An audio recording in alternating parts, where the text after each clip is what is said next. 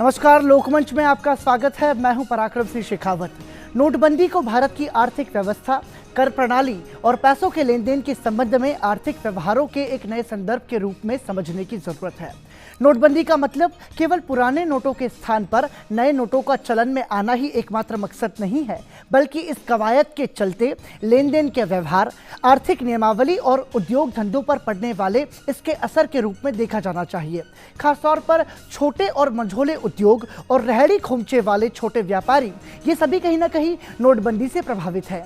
नई प्रणाली को अमल में लागू करने के लिए नकद के स्थान पर डिजिटल माध्यमों से पैसे के लेन देन को एक विकल्प माना गया।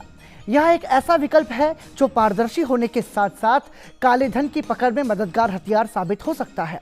समुचित संसाधनों के अभाव और आर्थिक लेन देन की पुरानी और परंपरागत प्रणालियों का आदी होने के चलते डिजिटल ट्रांजैक्शन उतना कारगर साबित नहीं हुआ जितना की उम्मीद की जा रही थी। 8 नवंबर से लेकर 30 दिसंबर तक डिजिटल ट्रांजैक्शन की रफ्तार नए साल के पहले 20 दिन के अंदर ही 30% कम हो गई। बजट किसी भी सरकार के वार्षिक लेन देन का एक आईना होता है। इस आईने में कई तरह के प्रावधान नियमावली के रूप में किए जाते हैं। नोटबंदी के बाद इन प्रावधानों में किस तरह के बदलाव की उम्मीद की जा सकती है, आज की चर्चा का यह एक केंद्रीय बिंदु है। इसी प्रसंग में अन्य अनेक व्यवहारिक मुद्दों पर भी हम आज चर्चा करेंगे आज के लोकमंच में। और इस विषय पर बातचीत के लिए स्टूडियो में हमारे साथ जुड़ रहे हैं 3 खास मेहमान। हमारे साथ मौजूद हैं वरिष्ठ आर्थिक विश्लेषक मुकेश मोहन गुप्ता। मुकेश जी, बहुत बहुत स्वागत आपका। साथ ही हमारे साथ जुड़ रहे हैं वरिष्ठ पत्रकार रविशंकर कपूर। रविशंकर जी, बहुत बहुत स्वागत आपका भी। साथ ही हमारे साथ जुड़ रहे हैं वरिष्ठ आर्थिक विश्लेषक कुमार बिजोय। कुमार जी, आपका भी बहुत बहुत स्वागत इस चर्चा में हमारे साथ जुड़ने के लिए। चर्चा की शुरुआत मैं सबसे पहले करना चाहूँगा मुकेश जी आप ही से। नोटबंदी के बाद इतना समय बीता, कहा गया कि इसके दूरगामी बेहतर परिणाम निकल करके सामने आएंगे। जनता ने इस फैसले को स्वीकार किया और अब इतना समय बीतने के बावजूद आप नोटबंदी के बाद में जो वर्तमान परिस्थिति है उस परिस्थिति का आकलन कैसे कर रहे हैं? क्योंकि शुरुआत में जो बातें कही गई थी, तमाम सारी चीज़ें बताई गई, खास तौर से भ्रष्टाचार, कालाधन और आतंकवादियों की फंडिंग पर रोक लगाने की दिशा में एक कारगर कदम इसे बताया गया। आज बजट से पहले हम क्या कुछ समझे इस कदम को? नहीं, देखिए पराक्रम जी, अभी जो ये कहना कि इतना समय बीत गया, पहले तो मुझे इसी में थोड़ा संशय है। मैं इसको नहीं मानता कि ये 50-60 दिन कोई बहुत ज़्यादा है एक ऐसी चीज़ के लिए जो एक नए भारत की शुरुआत है। मतलब मैंने पहले भी आपके शो में भी या कहीं जगह में कहता हूँ कि जैसे अगर हम 100 स्क्वायर मीटर का एक भी प्लॉट पे एक मकान बनाना शुरू करें, उसमें भी अगर तो उसमें समय लगता है। समय लगने के साथ साथ एक चीज़ और है, उसमें क्या होता है कि अगर हम प्लान करते हैं कि यार चलो ये चीज़ हम 6 महीने में हम पूरा कर लेंगे, उसके लिए भी 1 साल लग जाता है। तो ये 50-60 दिन का समय इसके लिए कोई बहुत ठीक है। प्रधानमंत्री जी ने कहा, उन्होंने ये कहा कि जो समस्याएं थी वो कम होंगी, और वो जो समस्या थी वो उनका मतलब शायद ये था कि जो लाइनों में लोग लग रहे थे नोट को जो अपने कन्वर्ट कराने थे, वो समस्या तो देखिए आज आप किसी भी एटीएम में जाइए तो आपको कहीं दिखाई नहीं देगी, कोई लाइन नहीं दिखाई देगी, मोस्ट ऑफ द एटीएम खाली पड़े हुए हैं। तो वो समस्या तो खत्म हो गई। तो ये और दूरगामी जो आपने कहा, इसके मुझे लगता है कि खास तौर से जो आप बात कर रहे थे एमएसएमई सेक्टर, क्योंकि मैं उसी सेक्टर को ज़्यादा रिप्रेजेंट करता हूँ, तो दूरगामी परिणाम इसके बहुत ही अच्छे मिलने वाले हैं। उसका रीज़न मैं आपको बताता हूँ क्यों अच्छे होंगे इसका।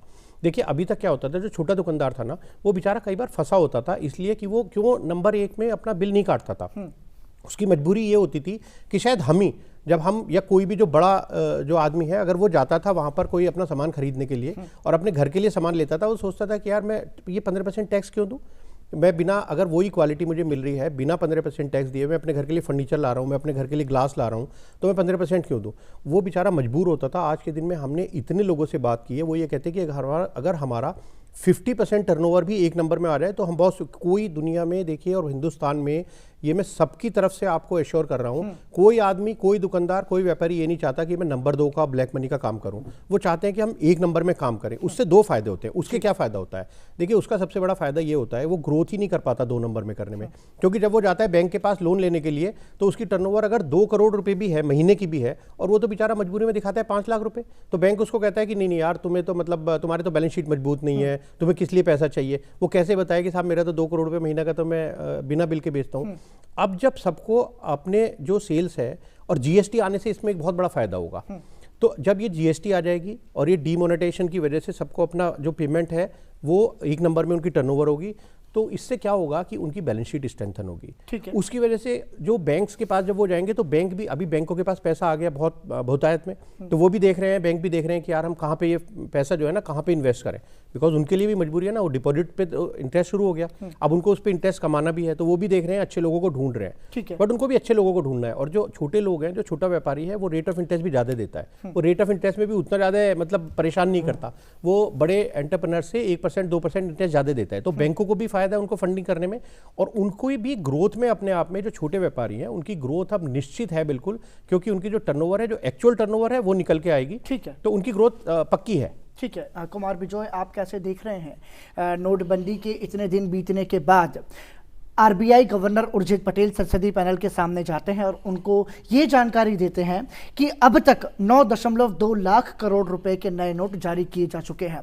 स्वाभाविक तौर पर हम ये तो मान सकते हैं कि अब वर्तमान समय में पैसों की इतनी प्रॉब्लम नहीं है। ठीक है। कुछ एक क्षेत्रों को अगर छोड़ दिया जाए तो इस स्थिति को आप कैसे समझ पा रहे हैं कि अब जिस मकसद के साथ ये इतना बड़ा फैसला जो लिया गया था, अब उस मकसद के क्रियान्वयन में हम बेहतर तरीके से अब आगे बढ़ सकेंगे, क्योंकि अब परेशानियां कम होती नजर आ रही है लोगों की।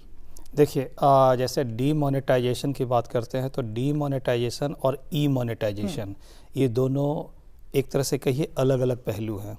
डीमोनेटाइजेशन एक डिसीजन था, हो गया, इम्प्लीमेंट किया गया, उसमें जो इम्प्लीमेंटेशन के वक्त जो उसकी परेशानियां थी, वो परेशानियां बहुत हद तक, जैसा बता रहे थे अभी, कि बहुत हद तक समाप्त हो चुका है। जो बैंकों में देखा जा सकता है, ईजिली कैश अवेलेबल है। लेकिन उसके साथ साथ जैसे डिजिटल इकोनॉमी या ई मोनेटाइजेशन की बात की गई और ये कहा गया कि नहीं, जो अब पेमेंट है ये कंप्लीट इलेक्ट्रॉनिक मोड में हो जाए, कैशलेस की बात की गई। बाद में फिर फाइनेंस मिनिस्टर का क्लैरिफिकेशन आया कि कैशलेस नहीं, लेस कैश की बात है। तो हमें 2-3 चीज़ें समझनी होगी यहाँ। जब आप एक नई व्यवस्था लाते हैं तो उसके लिए पूरी की पूरी संरचना तैयार की जाती है। अगर वो संरचना तैयार नहीं है तो आपकी व्यवस्था के फेल होने की पूरी संभावना रहती है। अगर डीमोनेटाइजेशन नीतिगत रूप से अगर उसको लाया गया है, नीति के आधार पे एक बार तो आपने उसको लॉन्च कर दिया, क्या उसको सक्सेस करने के लिए, उसकी सफलता के लिए आप और सब जितने भी कदम हैं क्या उठा रहे हैं, और वो सही समय पे उठा रहे हैं, और सबको इंक्लूसिव करके, सबको समायोजित करके उठाने की जरूरत है। इसमें 3-4 पहलू पर मैं यहाँ आपको बताना चाहूँगा। पहला पहलू ये है कि जो हर कोई बात कर रहा है, और एक तथ्य भी यही है कि क्या हमारी जनता जो है, जो दिन रात कैश में जो ट्रांजैक्ट कर रहा है, क्या वो इतना इनेबल्ड है, दोनों तरीके से, समझदारी के दृष्टिकोण से और तकनीकी दृष्टिकोण से, क्या ये इतना तैयार है कि वो इस पर ट्रांजैक्शन शिफ्ट करे। लोग कहते हैं कि मोबाइल पे काम कर रहे हैं, मोबाइल पे गाना सुनना, मोबाइल पे बातें करना अलग होता है। बैंक ट्रांजैक्शन में बहुत तरह की सावधानियां बरतनी पड़ती हैं, ये एक पहलू है। दूसरा पहलू क्या है कि जब आप ट्रांजैक्शन करते हैं तो उसके लिए इंटरनेट का इंफ्रास्ट्रक्चर बहुत ज़रूरी होता है, ट्रांजैक्शन तैयार हो। तीसरा पहलू ये है कि जो ये ट्रांजैक्शन होगा, अगर उस समय इंस्टेंट किसी भी आउटलेट पे, किसी भी संस्थान के सामने अगर कोई पेमेंट हो रहा है और वो पेमेंट डिस्प्यूट में कन्वर्ट हो जाता है, ग्राहक कहता है कि मैं पे कर चुका और दुकानदार कहता है नहीं, पेमेंट नहीं मिला, इसका इमीडिएट रिजोल्यूशन कहाँ है, कैसे होगा? क्या उसके लिए जो वैधानिक जो व्यवस्था है, संवैधानिक जो आप माने जितने भी जजमेंटल एक्सरसाइज है, क्या आप ऑलरेडी कर रहे हैं? ठीक है। ये एक बहुत बड़ा, और जो उससे भी बड़ा है, जैसा कि रिटेल वाले जितने भी दुकानदार हैं, छोटे दुकानदार हैं, अभी तक वो कच्चे पे काम कर रहे थे, कैश में काम कर रहे थे, अगर एकाएक उनका बिजनेस बड़ा दिखने लगता है तो क्या सरकार ये विश्वास दिला पाई है आज तक कि हम आपके पिछले को नहीं देखेंगे? अगर मैं आज तक कहता रहा हूं कि मेरा कारोबार मात्र 50 लाख का सालाना रहा है और एकाएक वो कारोबार इस बार वो 5 करोड़ का दिखने लगता है, मैं ईमानदार बनना चाहता हूं, ईमानदार आना चाहता हूं, ठीक है। क्या सरकार ये कहती है कोई एमनेस्टी डिसीजन होने जा रहा है कि नहीं जी आपका हम पिछला कुछ भी नहीं देखेंगे, आप एक बार ईमानदारी से आ जाओ? जैसे मान लीजिए 1 जनवरी 2017 को मान लिया जाए कि 1 जनवरी 2017 के बाद जो ट्रांजैक्शन है वो ट्रांजैक्शन आप रखो, मैं इसके आधार पे आपके पिछले ट्रांजैक्शन के बारे में जानकारी नहीं मांगूंगा, पिछला जो बीत गया। लेकिन सरकार उसमें ये तर्क देती है कि यदि आप गलत हैं तो आपके ऊपर कार्रवाई तो होगी, देखिए, ठीक है, और यदि आप गलत नहीं है तो आपको डरने की जरूरत नहीं है। इसके लिए अलग से ना क्लैरिफिकेशन आ चुका है सरकार की तरफ से कि जो लोग, जो व्यापारी, जो अब उनकी जो टर्नओवर बढ़ेगी उनको पिछले बेस पे हम परेशान नहीं करेंगे। इसके लिए ऑलरेडी क्लैरिफिकेशन आ चुका है सरकार की तरफ से। ये स्पष्टीकरण यहाँ पर एक चीज तो हो गई, लेकिन जिस तरीके से प्रधानमंत्री ने भी जब कहा कि 125 करोड़ के देश में कितने लोग टैक्स दे रहे हैं, और यदि आप कर देते हैं तो उस कर का उपयोग सरकार लोगों के सुधार में, इंफ्रास्ट्रक्चर में, स्वास्थ्य में, शिक्षा में, उनकी बेहतरी के लिए लाती है। लेकिन उसी चीज को सही करने के लिए ये जो कदम उठाया गया है, आप मान रहे हैं कि आने वाले समय में अब बेहतरी के साथ में इसे लागू किया जाएगा? बेहतरी की अपेक्षा है। अगर बेहतरी के साथ लागू नहीं किया जाएगा तो इतना बड़ा कदम जिसको हर तरह की संज्ञा दी गई, इसको एक बोल्ड स्टेप कहा गया सरकार की तरफ से, ये फेल हो जाएगा। अभी ये फेल नहीं हुआ है, अभी ये कदम आगे बढ़ा है, लेकिन इस कदम के प्रभाव को बनाए रखने के लिए इससे जो रिलेटेड जितनी एक्टिविटी हैं, सारी एक्टिविटी को सरकार को बहुत सोच समझ के करना होगा, और ये देखना होगा कि इम्प्लीमेंटेशनल फेल्योर जो है वो ना आ जाए। और इसमें बजट का बहुत बड़ा रोल होगा आने वाले बजट में, जो अब बिल्कुल ही कुछ मन कह सकते हैं कि 2 सप्ताह भी समय नहीं बचे हैं, इस बजट का रोल होगा। रविशंकर जी, यहाँ पर बहुत ही महत्वपूर्ण बात ये हुई कि फैसला बहुत अच्छा, सभी ने इसको सर्वसम्मति से स्वीकार भी अब कर लिया है, लेकिन इसके इम्प्लीमेंटेशन में जो कि शुरुआत से ही सवाल उठाए जा रहे थे, सरकार को ध्यान दिए जाने की जरूरत है। और आप भी क्या कुमार बिजोय के इस तर्क से सहमत हैं कि यदि इसका इम्प्लीमेंटेशन पर अब भी ध्यान नहीं दिया गया तो आने वाले समय में यह फेल हो जाएगा? आपको लगता है ऐसा होगा? देखिए, जो इम्प्लीमेंटेशन के संदर्भ में जो सवाल उठे थे, जो लाइनें थी और जिस तरह का था, वो तो अब दैट इज़ बिहाइंड अस, वो तो पीछे की बात है। आगे का ये है कि जो प्रधानमंत्री ने भी कहा था बेनामी प्रॉपर्टीज़ का और ब्लैक मनी के ऊपर, और इस तरह और जो इसके जो साथ कॉम्प्लीमेंट्री जो एक्शंस हैं जी, वो होने जो हैं ज़रूरी हैं। जो काले धन का, जो टेरर फंडिंग का है, तो एक उस पर जो है कुछ ऐसी रिपोर्ट्स आई थी कि इसका जो है टेरर फंडिंग के ऊपर फ़र्क पड़ा है, और क्या एग्जैक्ट कितना हुआ है, कितना जो है नकली नोट आ रहे थे, इन चीज़ों के बारे में बहुत ज़्यादा फिगर्स नहीं है, लेकिन फ़र्क पड़ा है, ये माना जाता है, ठीक है। तो ये सारी चीज़, लेकिन उसके आगे की जो हैं चीज़ें, उनको करने की ज़रूरत है। एक तो ब्लैक मनी और इस तरह की चीज़ों के ऊपर, दूसरा जो है अब इसके साथ जो जुड़ी हुई चीज़ें और हैं, जैसा और जो पैनलिस्ट ने भी कहा है कि एक तो सिक्योरिटी रिलेटेड एस्पेक्ट्स हैं, ठीक है।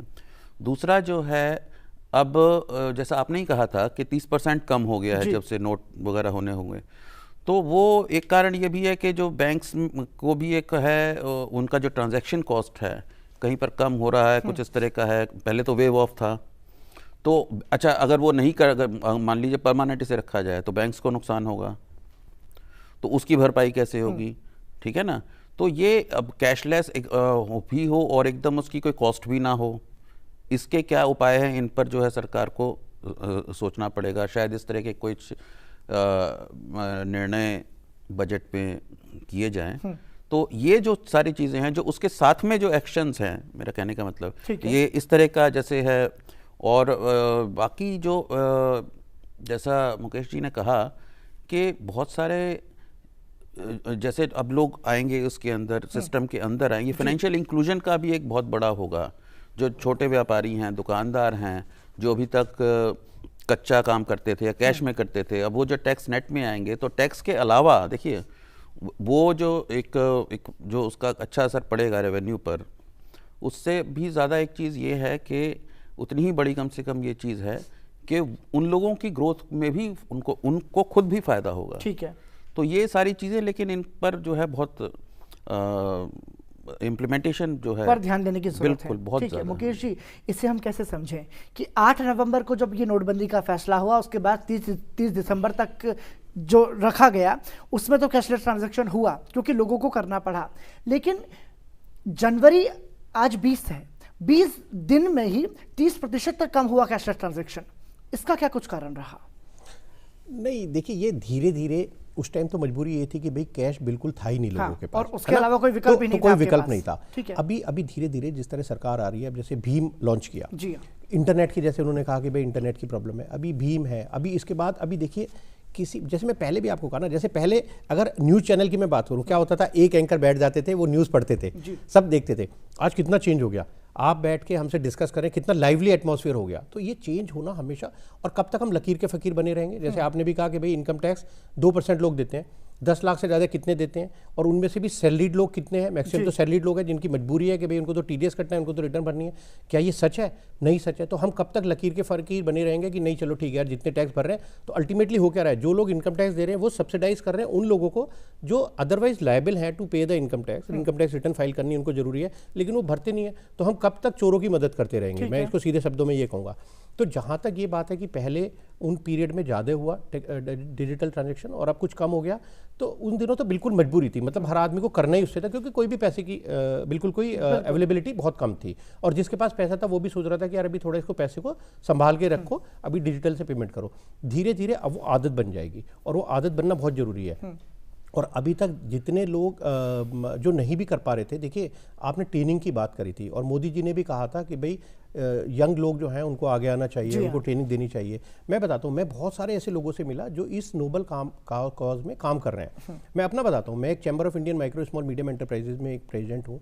हम लोगों ने भी ये बीड़ा उठाया कि यार हम लोग भी जो इंडस्ट्रियल क्लस्टर्स हैं, जो स्लम एरिया हैं, स्कूल्स हैं, कॉलेजेस में हैं, वहाँ पर हम जाएंगे, लोगों को सिखाएंगे। तो हमने वहाँ पर प्रेजेंटेशन दिया, और मैं आपको गर्व के साथ बताता हूँ कि उसमें हमारे साथ इतने लोग जुड़ना शुरू हो गए। जैसे सिडबी एक ऑर्गेनाइजेशन है, यूनाइटेड बैंक ऑफ इंडिया है, और कई बैंक है, वो हमारे साथ आए कि यार हम भी चलेंगे वहाँ पर साथ में आपके, हम लोगों के वहीं पर अकाउंट खोलेंगे, उन लोगों को सिखाएंगे। तो जो लोग हैं वो इतनी बड़ी तादाद में वहाँ पे आते हैं, वो सीखने के इच्छुक हैं। अभी धीरे धीरे क्या होगा, ये जो सिक्योरिटी है, जो ये ट्रांजैक्शन का डिस्प्यूट है, जब ये सब कुछ अंगूठे से होने लगेगा ना, सब कुछ खत्म हो जाएगा।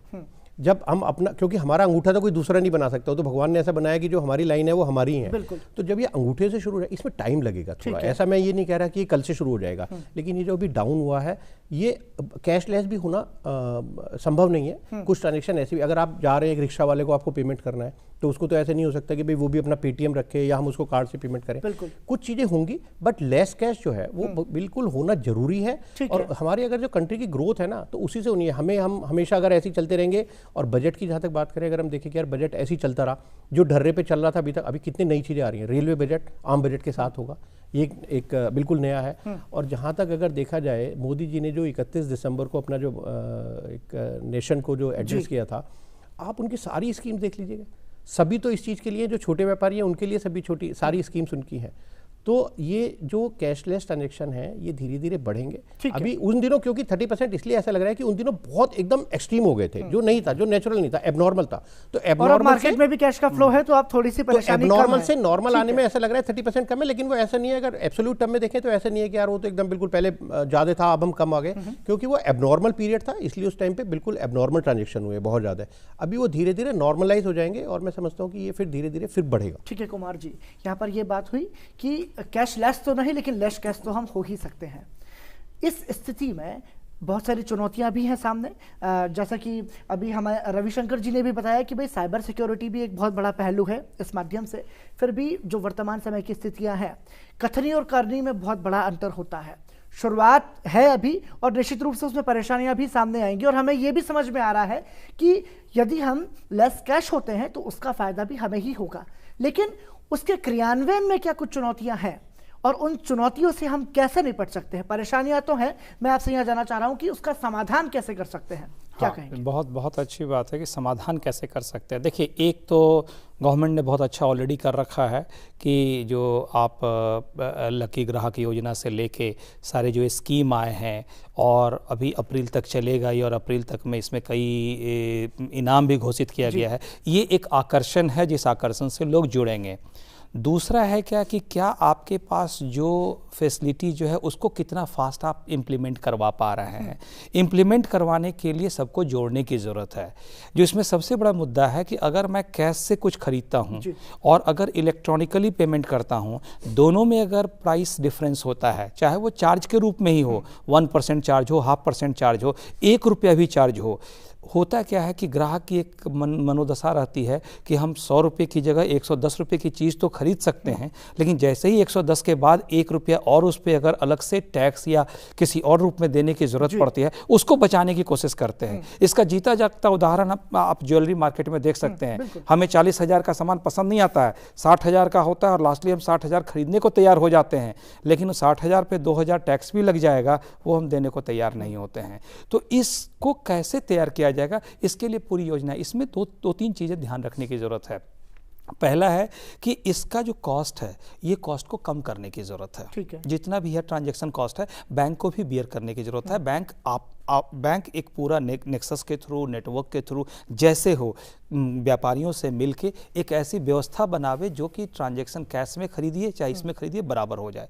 बल्कि एक कदम और आगे बढ़ा जा सकता है कि अगर 0.5% ही सही, अगर इंसेंटिव हो, कुछ छूट दे दे कि ये पेमेंट भाई, ये पेमेंट आप यहाँ से ऐसे कर दीजिए। बल्कि आप ऐसा भी कर सकते हैं कि एक एवरेज पेमेंट है, आप अपने आराम से इलेक्ट्रॉनिक पेमेंट घर से ही करके जाइए, साइट से करके जाइए। पेमेंट के आपके पास एक डिटेल है, जैसे आज की डेट में हम इलेक्ट्रॉनिक टिकट खरीद लेते हैं, इलेक्ट्रॉनिक टिकट इलेक्ट्रॉनिकली ही दिखाते हैं। जो मैसेज आता है वो दिखा दिया जाता है, तो उसे माना जाता है ग्रीन कि टिकट है। पैसे की ही बात नहीं है, ग्रीन इकोनॉमी में इतना तक हमें हरित माने अगर अर्थशास्त्र की बात करेंगे कि हम उसका प्रिंट भी अब नहीं लेते हैं, और सरकार ने नियम बना दिया कोई बात नहीं, आप अपने टिकट को दिखा, उसी तरह मोबाइल को ही दिखा दीजिए और उनके पास भी पेमेंट पहुंच चुका है, कंफर्मेशन आपके पास है, और उसके बाद ट्रांजैक्शन आप कर लीजिए। आपको अगर पसंद करना है, ऐसे तो वर्चुअल मार्केट बढ़ चुका है, अमेजन, फ्लिपकार्ट और स्नैपडील ने तो पूरी की पूरी माने दशा और दिशा ही व्यापार का बदल दिया है। लेकिन उसके बावजूद भी अगर आप एक अच्छा फील करके, टच करके खरीदना चाहते हैं, पेमेंट हो रखा है, आप वो पेमेंट दिखा के ले सकते हैं। सेकंड, ये व्यापारी भी कंसोर्शियम बना सकते हैं,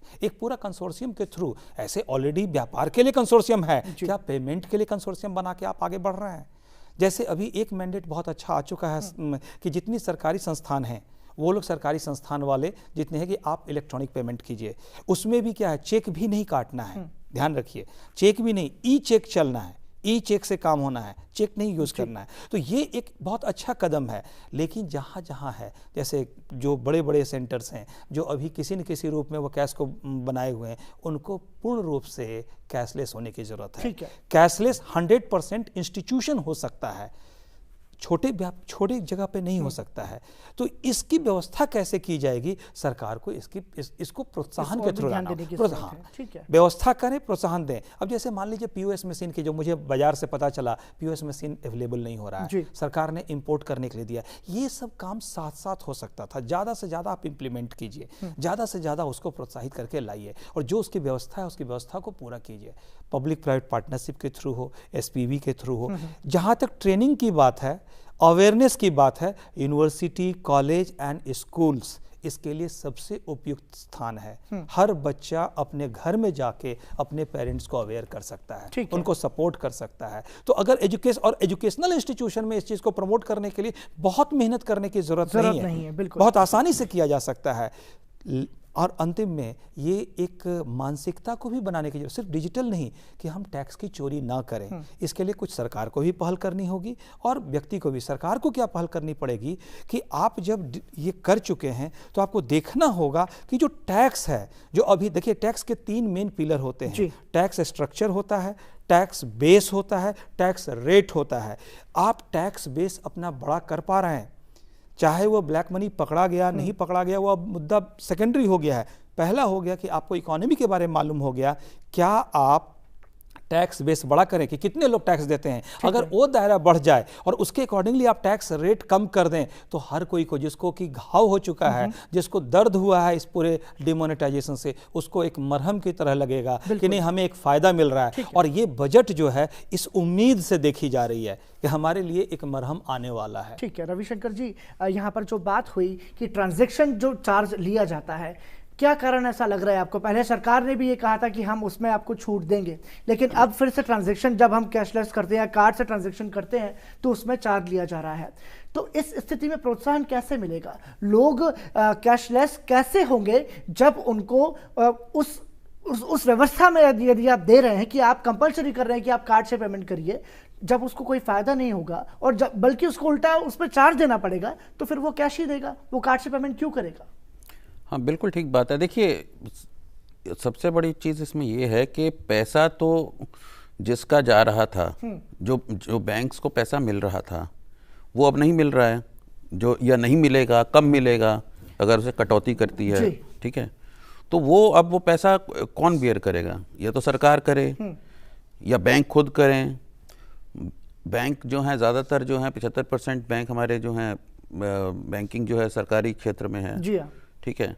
बैंकों का जो हाल है वो भी बदहाल ही है, एनपीएस वगैरह ज़्यादा हैं, घाटे तो नहीं है लेकिन बैंक्स का कोई बहुत अच्छी स्थिति में नहीं है। तो वो सारी चीज़ें भी देखनी होंगी। अगर बैंक बियर करेगा, बैंक्स को बहुत ज़्यादा, बैंक डूबते हैं, कुछ होता है तो सरकार के ऊपर आएगा। सरकार भी तो पैसा तो देखिए कहीं ना कहीं तो आएगा ही, किसी ना किसी को तो बियर करना ही है। सरकार करेगी, बैंक करेंगे या लोग करेंगे। तो ये तो जो है इसके किस तरह से होगा, इसके मेरे पास इसका कोई वो नहीं है, क्योंकि इट कैन नॉट इवेपोरेट, मतलब वो तो जहाँ है, जिसका जा रहा था पैसा, तो ये एक इशू तो रहेगा ही। हालांकि अब अरुंधति जी को सुन रहे थे स्टेट बैंक की चेयरपर्सन को, उनका ये कहना था कि बैंक को भी चार्ज देना पड़ता है, इसलिए बैंक इसे बियर नहीं करेगा। इस स्थिति में क्या कुछ विकल्प आप देख पा रहे हैं कुमार? इसमें एक बात मैं बताता हूँ। देखिए, अभी तक जितना ट्रांजैक्शन है, अगर मान लीजिए कि जैसे ये देखा गया, एक बहुत ऑथेंटिक स्टडी मैं नहीं समझता लेकिन फिर भी था कि करीब 5 to 6% electronic transaction metro cities में होते हैं। ओवरऑल कंट्री पे देखा गया था, ये मैं 8 नवंबर से पहले की बात बता रहा हूं, और 2% ओवरऑल कंट्री में है। तो स्वाभाविक है कि जो भी ट्रांजैक्शन के लिए जो इंफ्रास्ट्रक्चर बैंक तैयार करे या कोई भी व्यवस्था तैयार करे, उस पे उनको वो कॉस्ट बियर करना पड़ता है। जैसे ही इसका बेस बड़ा हो जाएगा, ज़्यादा से ज़्यादा ट्रांजैक्शन अगर इसके थ्रू होने लगेगा, तो जिसको हम कहते हैं इकोनॉमीज ऑफ स्केल हो जाना, वो उस लेवल पे चला जाएगा कि पर यूनिट कॉस्ट इतना कम हो जाएगा कि उसको इनबिल्ट किया जा सकता है। मैं ये नहीं कह रहा हूँ कि कोई इवापोरेट हो जाएगा या सेपरेट, उसको इनबिल्ट किया जाएगा। और जब इनबिल्ट ट्रांजैक्शन होता है तो इनबिल्ट, जैसे हर जानते हैं कि जो रिटेल जो सेल कर रहे हैं, हम किसी अगर सब्जी खरीदते हैं या कोई कपड़ा खरीदते हैं, उस पर ट्रांसपोर्टेशन कॉस्ट जुड़ा हुआ है, लेकिन कोई दुकानदार हमसे ये कह के नहीं लेता है कि आपसे ये ट्रांसपोर्टेशन कॉस्ट ले रहा हूं, ये इसका इंश्योरेंस चार्ज ले रहा हूं, ये इसका लेबर चार्ज ले रहा हूं। तो वो एक इनबिल्ट प्राइसिंग होती है। इसमें सरकार को प्राइसिंग पे भी ध्यान देने की जरूरत है। तो जो मेरे एसोसिएशन की बात थी कि अगर व्यापारी, बैंकर, ये सब मिलके एक व्यवस्था तैयार करें कि इस पर ओवरऑल कॉस्ट कम हो जाएगा, और आप देखेंगे कि आसानी से इंसेंटिव के साथ काम हो सकता है। ठीक है। और एक चीज और, मैं डिजिटल पे ये यहाँ पे ये जो मुद्दा इंपॉर्टेंट है, मैं जनता से भी मैंने बात करना चाहता हूँ कि ये सिर्फ ब्लैक मनी का मुद्दा नहीं है। देखिए, अर्थशास्त्र में हम लोग बात करते हैं कि जो आपके मनी का पावर है उसके वेलोसिटी पे डिपेंड करता है कि जो मनी सप्लाई जो है कितना उसकी वेलोसिटी है। जब हम यहाँ बैठे हुए हैं, हमारे पॉकेट में जो नोट रखे हुए हैं, ये नोट वाइट मनी है, लेकिन अभी ये नोट देश के विकास में, देश के निर्माण में नहीं लगा है, जहाँ बैठे हुए वहीं रखा हुआ है। अगर मेरे पास ये नहीं हो, ये व्यवस्था के अंदर हो, मैं बैठा रहूं, मैं अपना काम करता रहूं, मैं सोता रहूं, मेरा भी काम होता रहे, लेकिन और देश का विकास होता रहे, और वो पैसा मेरा है तो मेरा बना रहेगा, मेरा बना रहेगा, और जिसका रिजल्ट होगा कि देश का विकास फास्टर होगा। जो मनी वॉल्यूम और उसका जो वेलोसिटी के जो प्रोडक्ट बनता है, जो मोमेंटम जिसको कहते हैं, वो मोमेंटम बढ़ जाएगा और देश के विकास में सहायक होगा। तो अभी अगर आप कहते हैं कि इसका दूरगामी परिणाम बहुत अच्छे होंगे, वो परिणाम इस दृष्टिकोण से देखा जाना चाहिए। ठीक है, और यही आदर्श व्यवस्था भी इसे हम कह सकते हैं अर्थव्यवस्था के लिहाज से। बिल्कुल, अर्थव्यवस्था के लिहाज से। ठीक है मुकेश जी, क्या आप इस तरह से सहमत हैं कि इस तरह का कोई मैकेनिज्म तैयार किया जा सकता है? मेरा इसमें मानना ये एक और है कि देखिए, ये दोनों तरफ से होगा। मतलब ये इंसेंटिवाइज करना, जो डिजिटल पेमेंट करते हैं उनको, और जो लोग कैश पेमेंट करते हैं वहाँ कुछ पेनलाइज भी उनको करना पड़ेगा। तो वो ये जो बैलेंसिंग है ये हो जाएगी कि अगर कोई ये कहे कि मुझे कि अगर देखो आप ये कैश में लेते हो तो ये 100 रुपये की चीज़ आपको 110 रुपये में पड़ेगी जी। और अगर आप ये कार्ड से लेते हो तो 100 रुपये की चीज़ 100 रुपये में पड़ेगी या 101 रुपये में पड़ेगी। आई सपोज वो भी एक बहुत इंपॉर्टेंट पहलू होगा कि हम कैश जो पेमेंट है उसको कहीं हम पेनलाइज भी करें कि अगर कैश से करेंगे तो आपको ज़्यादा खर्च करना पड़ेगा बनस्पत इसके कि अगर आप कार्ड से उसको या डिजिटल पेमेंट करें। और जहाँ तक POS मशीन की बात विजय साहब कर रहे थे, मैं ऐसा मानता हूँ कि ये जो POS मशीन वगैरह है ये सब बहुत जल्दी पास्ट की चीज़ें हो जाएंगी। ये कुछ होने वाला अभी POS वगैरह कुछ रहने वाली नहीं है, बिकॉज सिक्योरिटी इशू भी है। अभी ना आपको कार्ड रखने की ज़रूरत पड़ेगी, जैसे मैंने पहले भी कहा कि आप अपना अंगूठे से और आधार कार्ड बेस्ड हो जाएगा जी। ये। तो ये POS वगैरह मशीन थोड़े टाइम के लिए जरूर ये समस्या रही, क्योंकि वो सब इंफ्रास्ट्रक्चर बनने में थोड़ा टाइम लगा।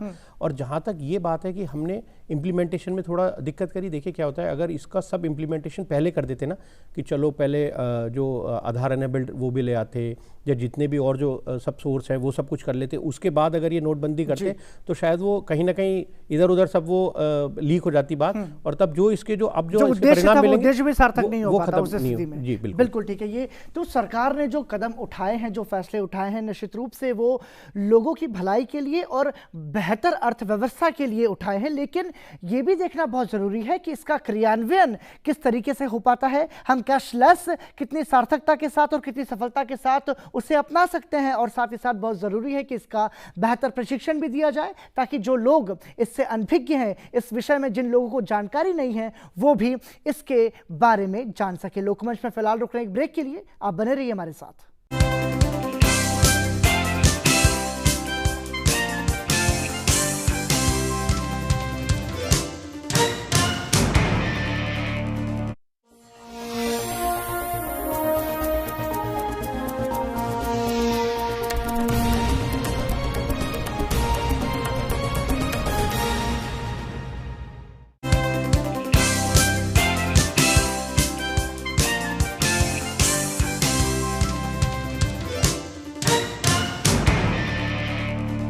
ब्रेक के बाद एक बार फिर आपका स्वागत। आप देख रहे हैं लोकमंच, जिसमें आज हम चर्चा कर रहे हैं नोटबंदी, डिजिधन और आने वाले बजट में क्या कुछ प्रावधान हो सकते हैं, जिसका सीधा सरोकार आपसे है और हमसे है। मुकेश जी, ब्रेक पर जाने से पहले जो हम चर्चा कर रहे थे, उसी चर्चा को यदि अब आगे बढ़ाएं तो अब हमें ये भी देखना बहुत ज़रूरी होगा कि MSME सेक्टर्स में, क्योंकि MSME सेक्टर्स एक ऐसा क्षेत्र है जिसने, वैसे तो नोटबंदी ने समाज के सभी वर्ग, सभी क्षेत्र को प्रभावित किया, लेकिन सर्वाधिक प्रभावित यदि हम कहीं कह सकते हैं तो वो MSME सेक्टर हुआ है। उस MSME सेक्टर्स को लेकर के क्या कुछ कह रहे हैं, वर्तमान समय में उनकी स्थिति क्या है? नहीं, MSME सेक्टर्स को देखिए, सबसे जब भी कभी ऐसी कोई चीज़ होती है तो MSME सेक्टर तो बेचारा, क्योंकि उसके पास जो रिसोर्सेज हैं वो लिमिटेड होते हैं। बहुत सारी समस्याएं हैं MSME की, उसको उनकी जो अगर समस्याएं आप सुने ध्यान से तो उनकी सबसे बड़ी समस्या यही होती है, कभी भी आप किसी भी MSME से बात करिए कि भाई हमें टाइम से पैसा नहीं मिलता बैंकों से, जो पैसा मिलता है वो उसका रेट ऑफ इंटरेस्ट हमें हमेशा ज़्यादा होता है, जबकि वो छोटे लोग हैं लेकिन उनको जो रेट ऑफ इंटरेस्ट है वो ज़्यादा देना पड़ता है।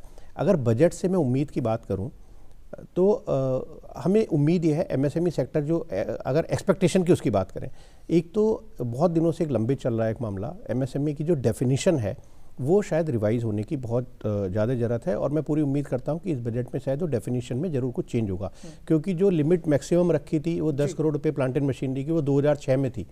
अभी कितने 10 साल हो गए, और 10 साल में इन्फ्लेशन को भी अगर देखें तो वो लिमिट जरूर बढ़नी चाहिए। उसके लिए ऑलरेडी गवर्नमेंट में काम चल रहा है, तो मैं समझता हूँ बजट में शायद एक तो MSME जो लोग देख रहे हैं वो उनकी इच्छा ये है कि उसकी डेफिनेशन रिवाइज होनी चाहिए, नंबर 1। दूसरा, जो देखिए जितनी भी मोदी जी की स्कीम्स आई वैसे वो मुझे लगता है कि चाहे वो प्रधानमंत्री जनधन योजना, startup India, stand up India, skill India, मतलब जो भी अगर मैं देखता हूँ तो अधिकतर स्कीम जो हैं वो MSME सेक्टर्स के लिए हैं, छोटे लोगों के लिए है, नए लोगों के लिए, नए एंटरप्रेन्योर हैं। तो इस समय हम ये शायद हमारी उम्मीद है MSME सेक्टर की कि जो नए जो एंटरप्रेन्योर हैं, जो स्टार्टअप एंटरप्रेन्योर्स हैं, उनको अगर कुछ 2-3 साल की टैक्स इंसेंटिव मिले तो वो एक बड़ा, एक जो मेक इन इंडिया का भी जो सपना है मोदी सरकार का, वो भी काफ़ी इससे पूरा हो सकता है। एक जो छोटे लोग हैं उनका, क्योंकि अभी बिजनेस में थोड़ा सा कहीं ना कहीं शुरू में जरूर इम्पैक्ट पड़ेगा, तो एक्सपोर्ट में MSME सेक्टर का बहुत इंपॉर्टेंट रोल है। अगर एक्सपोर्ट में कुछ और इंसेंटिव हैं, लेकिन अगर MSME सेक्टर को कुछ एक्सपोर्ट में कुछ एडिशनल इंसेंटिव दे दिया जाए इंटरेस्ट सबवेंशन के रूप में, कुछ 2% 3%, शायद वो बहुत इंपॉर्टेंट होगा MSME सेक्टर्स की ग्रोथ के लिए। इसके अलावा देखिए क्या होता है, MSME सेक्टर हमेशा बड़े जो कॉर्पोरेट्स हैं उनसे डायरेक्टली लिंक रहता है, क्योंकि वो जो सप्लाई करते हैं अधिकतर तो सप्लाई कर रहे हैं बेचारे बड़े लोगों को, और अगर बड़े लोगों की प्रॉब्लम है और वो उनको पेमेंट नहीं करते, टाइमली पेमेंट नहीं करते, तो MSME सेक्टर की समस्या क्यों होती है सबसे ज़्यादा? मेरे हिसाब से सबसे बड़ी MSME की समस्या ये है कि उसको टाइमली पेमेंट नहीं मिलता, और अगर वो सप्लाई बंद कर दे उन बड़े लोगों को, तो जितना उसे पेमेंट जो सप्लाई कर रखा है उसका पेमेंट उसका गड़बड़ हो जाता है, और वो अफोर्ड भी नहीं कर सकता उनको अपना माल बेचने से। तो टाइमली पेमेंट के लिए कुछ ना कुछ ज़रूर इसमें आना चाहिए, और क्योंकि टाइमली पेमेंट नहीं आता और अकाउंट 90 डेज़ में NPA हो जाता है, तो MSME सेक्टर को शायद सबसे बड़ी एक ये उम्मीद ये है, कुछ गवर्नमेंट ने किया भी है, आरबीआई ने कुछ गाइडलाइंस की भी हैं, 1 करोड़ तक के लोन के लिए उनको कुछ एक्सटेंशन भी दिया था अभी एनपीए क्लासिफिकेशन के लिए। बट इस बजट में हम उम्मीद करेंगे कि एनपीए डेफिनेशन के लिए, खासतौर से एमएसएमई सेक्टर के लिए, कुछ 90 दिन का पीरियड बहुत छोटा होता है। 90 दिन में मतलब अगर उसका बेचारे का 90 डेज का ड्यू डेट है किसी सप्लाई के अगेंस्ट में, और 90 डेज में उसका पेमेंट नहीं हो पाता, उसके पास अपने रिसोर्सेज, जैसे मैंने पहले कहा कि बड़े लिमिटेड होते हैं। उसने अपनी जितनी कैपिटल है, अपने दोस्तों से, रिश्तेदारों से, सबसे लेके तो सब अपना बिजनेस में लगा दिया। अब उसके पास कोई भी ऐसा शौक लगता है, कोई पेमेंट डिले होती है, तो उसके पास कोई सोर्स नहीं है, क्योंकि बैंक भी उतनी जल्दी फंडिंग नहीं कर पाते। बिल्कुल। तो ये जो एनपीए का जो प्रोविज़न है, इसमें उम्मीद करेंगे कि कुछ एक्सटेंशन उसको मिले 90 दिन से। मेरी तो इच्छा ये है कि ये 180 दिन तक अगर पहुँचे तो बहुत अच्छी बात है। कुछ स्कीम्स ऑलरेडी प्रधानमंत्री जी ने अनाउंस कर दी, जैसे क्रेडिट गारंटी फंड की हम लोग उम्मीद कर रहे थे कि 1 करोड़ से लिमिट बढ़ानी चाहिए, तो उन्होंने ऑलरेडी 2 करोड़ रुपये कर दी। एनबीएफसी को भी उसमें कवर कर लिया। तो टैक्स रेट की बात है जहाँ तक, तो एमएसएमई सेक्टर के लिए अगर कुछ स्पेसिफिक इनकम टैक्स के कुछ रेट आए तो वो बहुत जरूरी होगा। हालांकि केंद्रीय मंत्री निर्मला सीतारमण ने भी इस बात की आशंका मतलब बताया था ऐसा कि एमएसएमई सेक्टर्स को लेकर के सरकार नई नीतियां लेकर के आ सकती है उनके प्रोत्साहन देने के लिए। बिजोय जी, आप कितने सहमत हैं इस तर्क से, और आपको क्या लगता है कि क्या वाकई में सरकार एमएसएमई सेक्टर्स को प्रोत्साहन देने के लिए इस बजट में कुछ बेहतर प्रावधान कर सकती है? देखिए, जैसे सोशल सेक्टर में क्या करते हैं, हम कहते हैं समाज में निचले तबका का है, ऊपर का तबका का है। कोई भी आप सामाजिक नीति लें, क्योंकि कुछ भी होता है तो सबसे ज़्यादा परेशानी समाज के निचले तबके को होता है। व्यापार में भी ऐसा ही है, व्यापार में भी निचला तबका होता है और बीच का होता है और ऊपर का होता है। जब एमएसएमई की बात करते हैं उसमें भी एमएस की बात करेंगे, बाद वाला एम की बात नहीं करते हैं, पहले वाले एम की बात कर रहे हैं और एस की, माइक्रो एंड स्मॉल की बात कर रहे हैं। स्वाभाविक है उस पर ज़्यादा प्रभाव पड़ेगा, और उसके पास पूंजी की अपनी सीमा है, उसके पास जो बाज़ार है उसकी सीमा होती है, वो बाज़ार में जो बेचता है वो बेचने में भी अपने हाथ में नहीं रहता है। हाँ। वो बड़े व्यापारी को बेचता है। इन सब की जो कह सकते हैं कि उसकी अपनी सीमाएं हैं और उस सीमा के अंदर काम करना पड़ता है। लेकिन यहाँ पे थोड़ा मैं मुकेश जी से डिफ़र करता हूँ। जैसे एनपीए की परिभाषा पे जाएंगे, अगर जैसे 90 दिन की परिभाषा रखी गई है, ये जब स्टार्ट हुआ था तो शुरू में 180 दिन की परिभाषा थी। 1 अप्रैल 2004 मतलब एक तरह से कहिए 12-13 साल पहले इसको 90 दिन पे लाया गया था। 90 दिन को ऐसे नहीं देखा जाता कि हम 90 दिन अगर दे दिए तो 90 दिन के बाद हमें मिलेगा, फिर उसके अगले 90 दिन। शुरुआती दौर में 90 दिन का आपका ब्लॉक बना, लेकिन उसके बाद एक वो साइकिल है जो साइकिल कंटिन्यूअस चलता रहता है। तो वो जो 90 डेज क्यों रखा गया, ये बैंकिंग के एंगल से रखा गया था कि आप बैंकर के पास जो एनपीए बढ़ता जा रहा है, बैंकर के पास जो नॉन रिकवरेबल जो अमाउंट उनके जो एसेट बन रहे हैं उसको कैसे रिकवर किया जाए, कैसे बैंक उसको प्रोन कर सके, स्टैंडर्ड से सब स्टैंडर्ड एसेट की तरफ ना आवे बैंक, या सब स्टैंडर्ड हो जाए तो वो डाउटफुल ना हो जाए। तो ये बैंकिंग व्यवस्था के दृष्टिकोण से रखा गया है।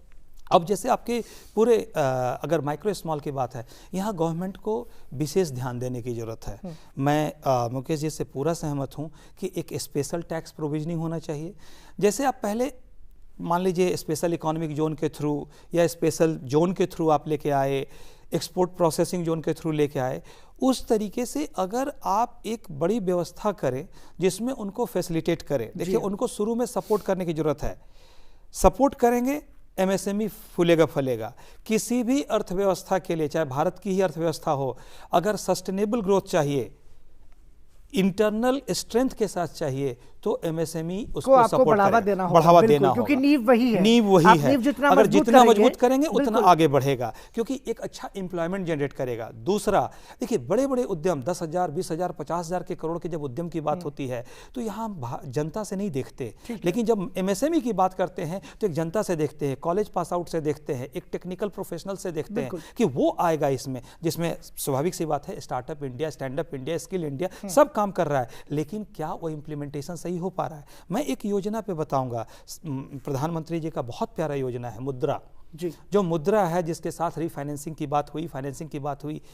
एक्चुअली आप अमाउंट देखेंगे करीब करीब लाख करोड़ के आसपास के फाइनेंसिंग का उसमें स्कीम है, लेकिन क्या प्रैक्टिकली इतना फाइनेंस हो पाया? 2016 की स्थिति बताएगी कितना फाइनेंस हो पाया। जो 5,000 करोड़ का जो रखा गया था प्रोविजनिंग, क्या वो भी हो पाया? इस पर डाउट है। तो ये जो इम्प्लीमेंटेशन के वक्त है ये होना चाहिए। वही बात है कि क्रियान्वयन कितना हो पा रहा है, वो कितनी सार्थकता से आप कर पा रहे हैं, ये बहुत महत्वपूर्ण है। हालांकि स्टार्टअप कंपनियों को स्टार्टअप कंपनियों को करों से अतिरिक्त छूट की संभावनाएं भी देने की बात उसमें कही जा रही है। मैं आऊंगा मुकेश जी आपके पास में, लेकिन रविशंकर जी यहाँ आपसे ये समझने की कोशिश हमारी कि सरकार क्या कुछ ऐसी प्रावधान कर सकती है एमएसएमई सेक्टर्स को बढ़ावा देने के लिए आपके हिसाब से आगामी बजट में? देखिए, जो एनपीए प्रोविजनिंग की जो था 90 से 80 दिन 180 दिन की जो बात है, मेरे ख्याल से उसको किया जाना चाहिए, क्योंकि एमएसएमई सेक्टर जो है वो काफ़ी प्रभावित हुआ है। एक्चुअली इंडस्ट्रियल प्रोडक्शन और मैन्युफैक्चरिंग में बहुत ज़्यादा हम नहीं बढ़ पा रहा था, जिसके लिए मेक इन इंडिया प्रोग्राम भी लाया गया और नोटबंदी की वजह से सबसे ज़्यादा असर पड़ा है, तो वो तो उसके लिए होना ही चाहिए।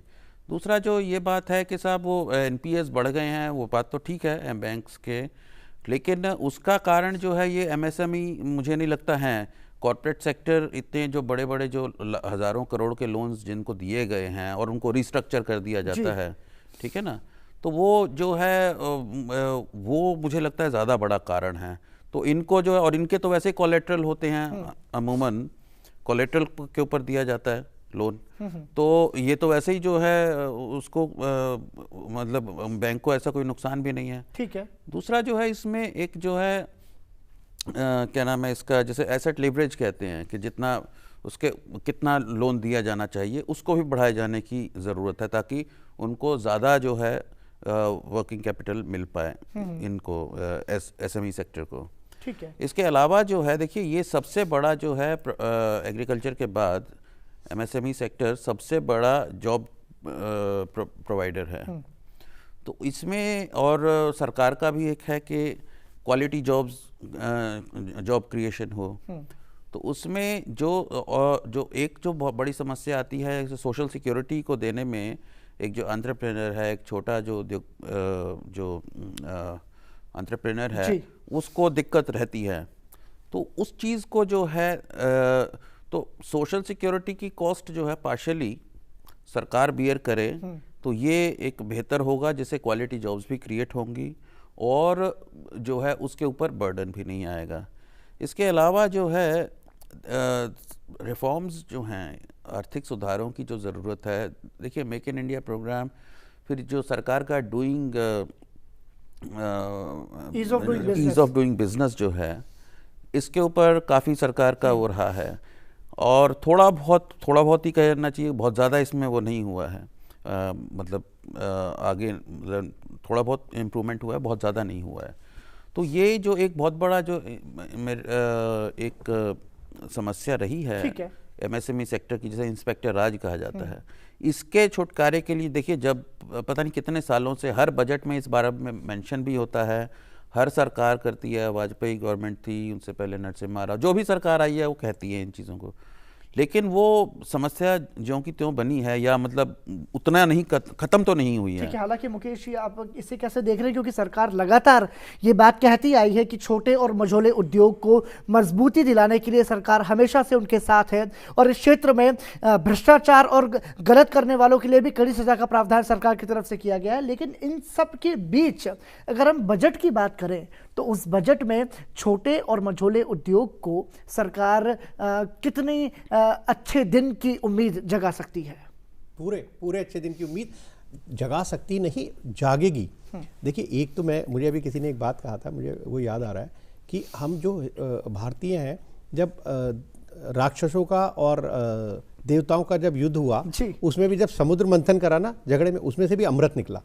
तो अगर कोई बुरी चीज़, अगर कोई मतलब कोई ऐसी परेशानी वाली बात हो भी रही है, तो उसमें से भी अच्छी चीज़ जरूर निकाल लेते हैं हम भारतीय। एक तो ये बात है, मतलब अगर देवता के साथ दानव नहीं होते तो अमृत उस समय नहीं निकलता था। तो अच्छा है, मतलब ये नहीं है कि दानव है, लेकिन अगर कोई परेशानी है, कोई दिक्कत है, तो उसमें से भी कुछ ना कुछ हम लोग अच्छी चीज़ निकाल लेंगे। पहली बात तो ये। दूसरी बात देखिए, एनपीए 90 डेज या 180 डेज या 270 डेज या 30 डेज, इससे किसी को कुछ मिलने वाला नहीं होता। ये खाली एक क्लासिफिकेशन है।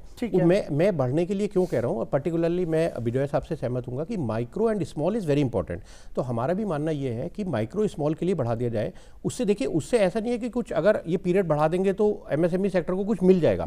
उससे फ़र्क क्या होता है? उससे फ़र्क ये होता है कि जब एक अकाउंट एनपीए हो जाता है तो बैंकर्स की खास तौर से एक बेचारी ये मजबूरी हो जाती है कि वो उसमें बहुत ज़्यादा उसके लिए कुछ कर नहीं पाते, क्योंकि वो एनपीए का टैग लग गया तो सबको डर लगता है। अगर एनपीए अकाउंट हो गया तो उसकी अकाउंटेबिलिटी भी फिक्स होगी पहले, उस जो एंटरप्रेन्योर है उसका तो जो होगा सो होगा, बस उस जो बैंकर्स है उसकी भी अकाउंटेबिलिटी फिक्स हो जाती है।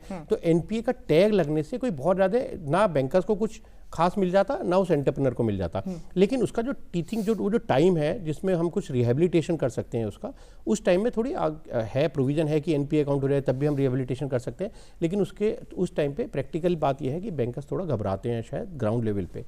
और जहाँ तक एमएसएमई का है, देखिए मैं आपको बताऊँ, और रिस्ट्रक्चरिंग की बात करी कपूर साहब ने कि बड़े लोगों का रिस्ट्रक्चरिंग कर देते हैं, आज की समस्या बिल्कुल उल्टी हो गई है।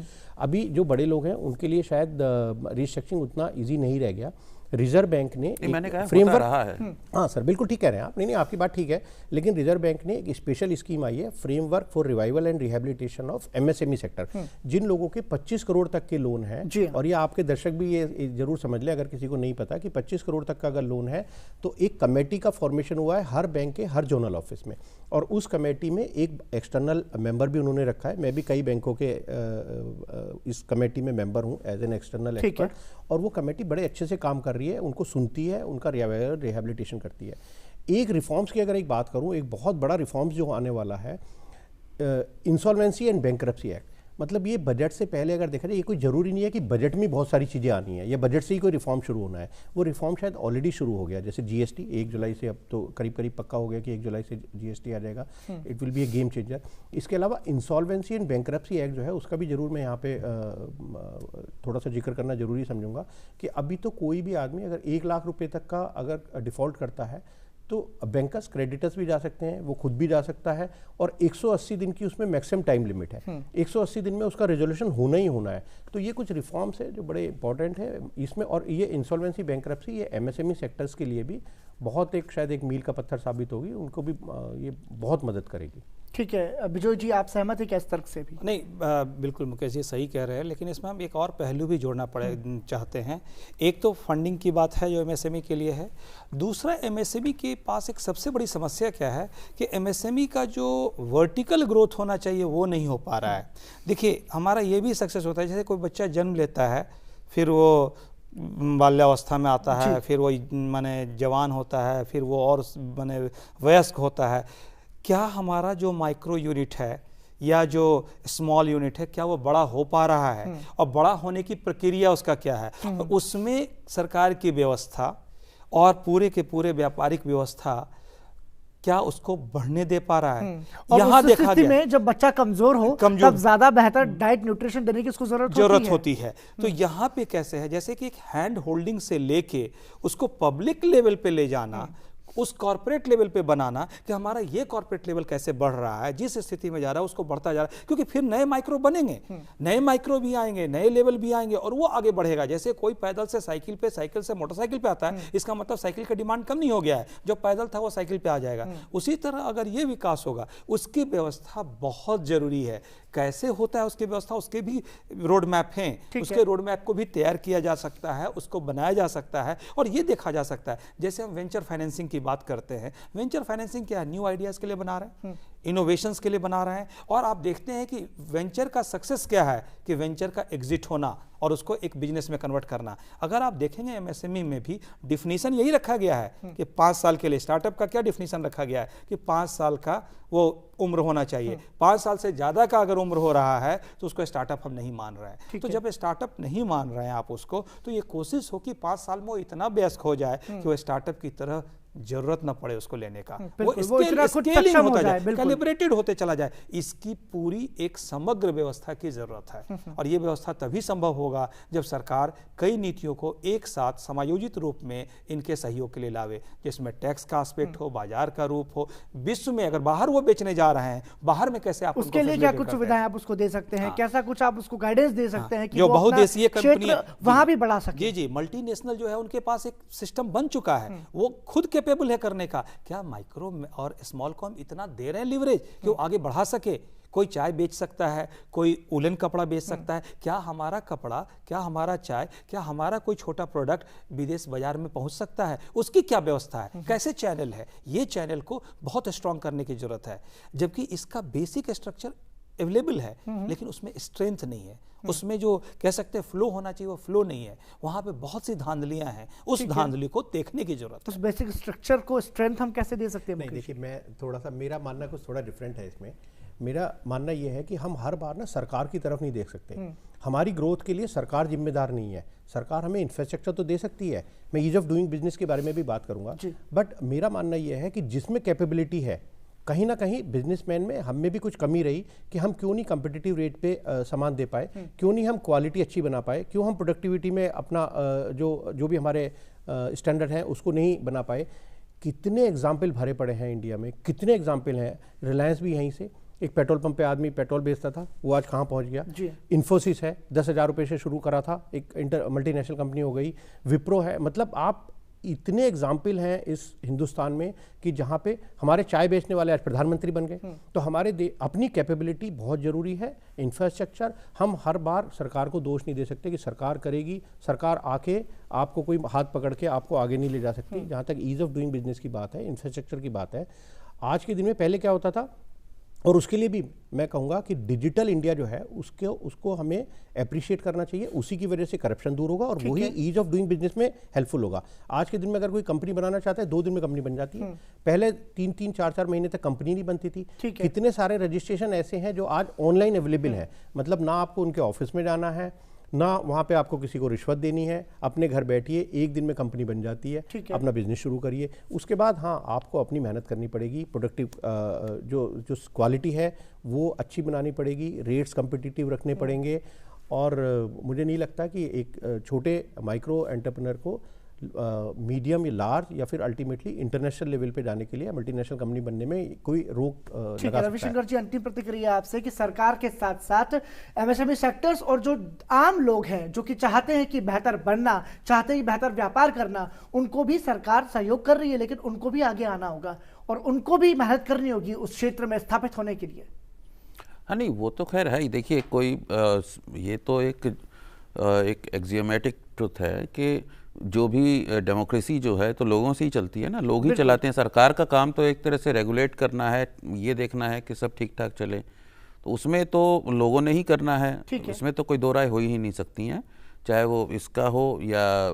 लेकिन जो सरकार का जो काम है उसे ये देखना कि एक अंपायर, फेयर अंपायर के तौर पर इकोनॉमी में भी और समाज में भी तो वो रहे। अब जैसे फेयरनेस की अगर बात करें तो ये टैक्स वाला जो है, इनकम टैक्स वाला, उस पर भी आ रहा है कि शायद 4 लाख तक किया जाएगा।